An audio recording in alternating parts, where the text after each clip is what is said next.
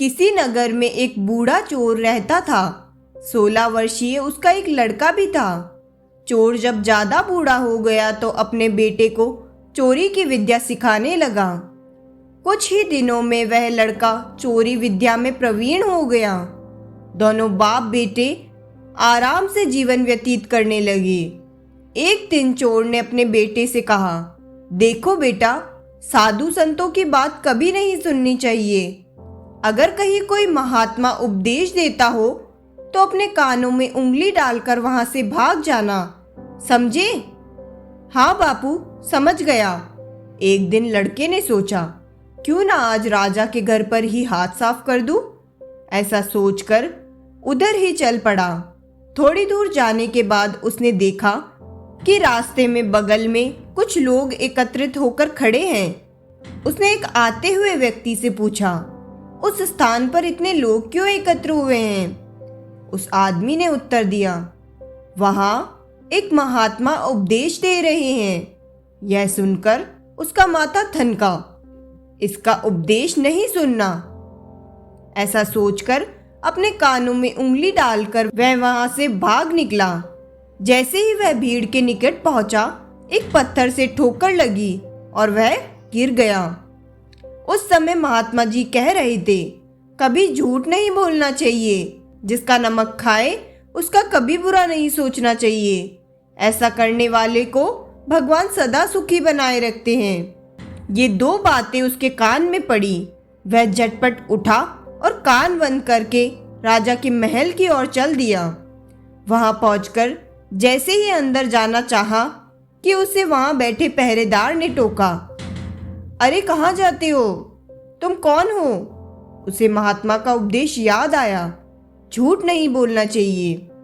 उसने सोचा, आज सच ही बोल कर देखूं। उसने उत्तर दिया, मैं चोर हूं, चोरी करने जा रहा हूं। अच्छा जाओ। उसने सोचा राजमहल का कोई नौकर होगा, मजाक कर रहा है। चोर सच बोलकर राजमहल में प्रवेश कर गया। एक कमरे में घुसा। वहां ढेर सारा पैसा तथा जेवर देख उसका मन खुशी से भर गया। एक थैले में सब धन भर लिया और दूसरे कमरे में घुसा। वहां रसोई घर था।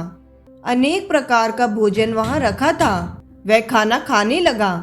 खाना खाने के बाद वह थैला उठाकर चलने लगा कि तभी फिर महात्मा का उपदेश याद आया, जिसका नमक खाओ उसका बुरा मत सोचो। उसने अपने मन में कहा, खाना खाया उसमें नमक भी था, इसका बुरा नहीं सोचना चाहिए। इतना सोचकर थैला वहीं रख वह वापस चल पड़ा। पहरेदार ने फिर पूछा, क्या हुआ, चोरी क्यों नहीं की? देखिए, जिसका नमक खाया है उसका बुरा नहीं सोचना चाहिए। मैंने राजा का नमक खाया है, इसलिए चोरी का माल नहीं लाया, वही रसोई घर में छोड़ आया हूँ। इतना कहकर वह वहां से चल पड़ा। उधर रसोइये ने शोर मचा दिया, पकड़ो पकड़ो, चोर भागा जा रहा है। पहरेदार ने चोर को पकड़कर दरबार में उपस्थित किया। राजा के पूछने पर उसने बताया कि एक महात्मा के द्वारा दिए गए उपदेश के मुताबिक मैंने पहरेदार के पूछने पर अपने को चोर बताया, क्योंकि मैं चोरी करने आया था। आपका धन चुराया, लेकिन आपका खाना भी खाया जिसमें नमक मिला था, इसलिए आपके प्रति बुरा व्यवहार नहीं किया और धन छोड़कर भागा। उसके उत्तर पर राजा बहुत खुश हुआ और उसे अपने दरबार में नौकरी दे दी। वह 2-4 दिन घर नहीं गया तो उसके बाप को चिंता हुई कि बेटा पकड़ लिया गया। लेकिन 4 दिन के बाद लड़का आया तो बाप अचंभित रह गया। अपने बेटे को अच्छे वस्त्रों में देखकर लड़का बोला, बापूजी, आप तो कहते थे कि किसी साधु संत की बात मत सुनो, लेकिन मैंने एक महात्मा के 2 शब्द सुने और उसी के मुताबिक काम किया, तो देखिए सच्चाई का फल। सच्चे संत की वाणी में अमृत बरसता है। आवश्यकता आचरण में उतारने की है।